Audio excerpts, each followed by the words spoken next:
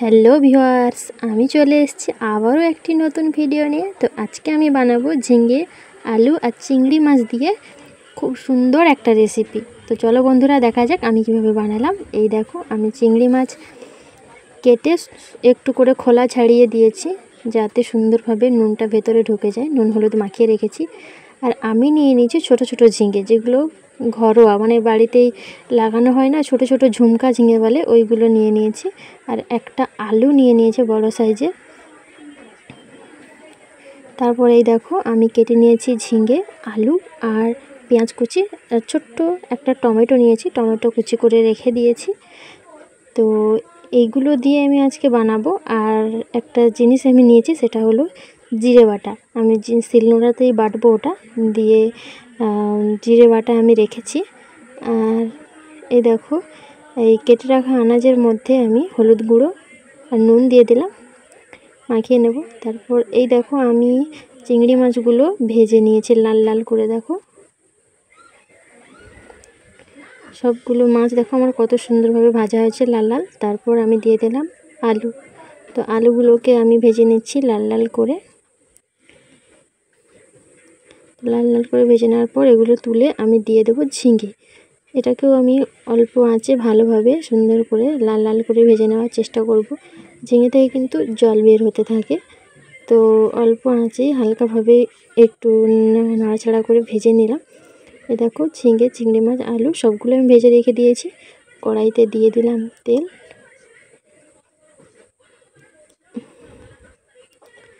তেলটা গরম হওয়ার জন্য ওয়েট করছি। তারপর তেল গরম হয়ে যাওয়ার পর আমি ওতে দিয়ে দেব পেঁয়াজের কুচি।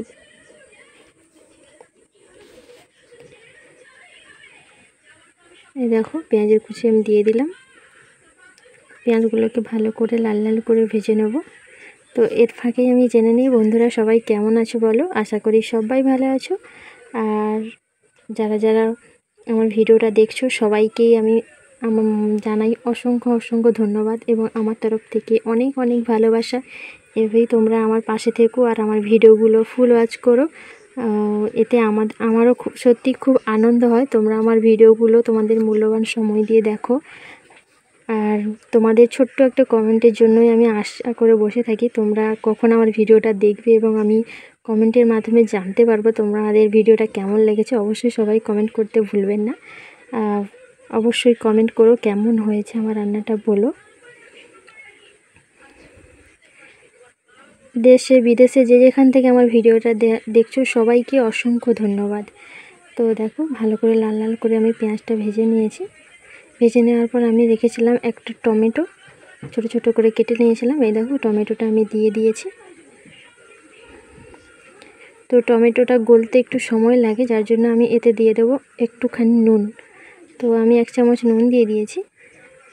তো নুন দেওয়ার পর আমি ভালো করে নাড়াচাড়া করব। তারপরে দেখো, টমেটোটা কিন্তু কত সুন্দরভাবে গলে যাচ্ছে। নুন দিলে কিন্তু টমেটোটা তাড়াতাড়ি গলে যায়, নুন হোক বা পেঁয়াজ হোক। আর যদি বড় বড় কাটা থাকে, নুন দিলে কিন্তু তাড়াতাড়ি গলে যায়। এই দেখো কত সুন্দর গলে গেছে। আমি এতে দিয়ে দিলাম লঙ্কার গুঁড়ো।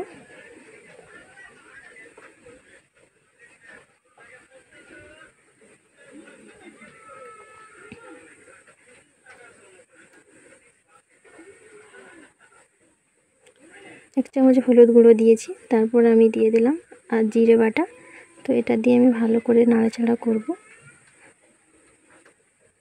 ভাজা জিরে হলে অতটা নাড়তে হয় না, যেহেতু এটা কাঁচা জিরে শিলনোড়ায় বেটেছি, তাই এটাকে একটু হালকা তেলে একটু ভাজা ভাজা করে নেব।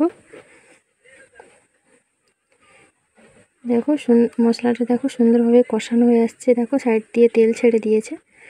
তারপর আমি এতে দিয়ে দেবো অল্প পরিমাণে একটু জল। জল দিয়ে ভালো করে নাড়াচাড়া করব।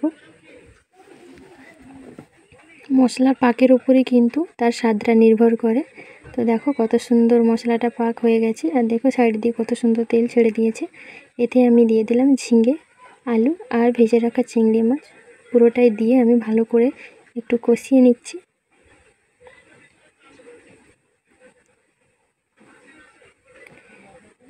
এই দেখো, কষানো হয়ে গেছে আমার। আর এবার আমি এর মধ্যে দিয়ে দেবো জল।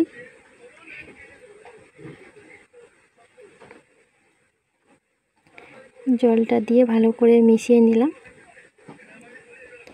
তো জলটা দিয়ে ভালো করে মিশিয়ে নেওয়ার পর আমি কিছুক্ষণ ফুটতে দিয়ে দেব। তারপর এই দেখো আমার রেডি চিংড়ি মাছ আলু ঝিঙে দিয়ে ঝোল। দেখো তরকারি কালারটা কত সুন্দর হয়েছে। তো ভিডিওটি ভালো লেগে থাকলে আমার চ্যানেলটি সাবস্ক্রাইব করে পাশে থাকা বেল আইকনটি প্রেস করে অবশ্যই তোমরা আমার পাশে থেকো।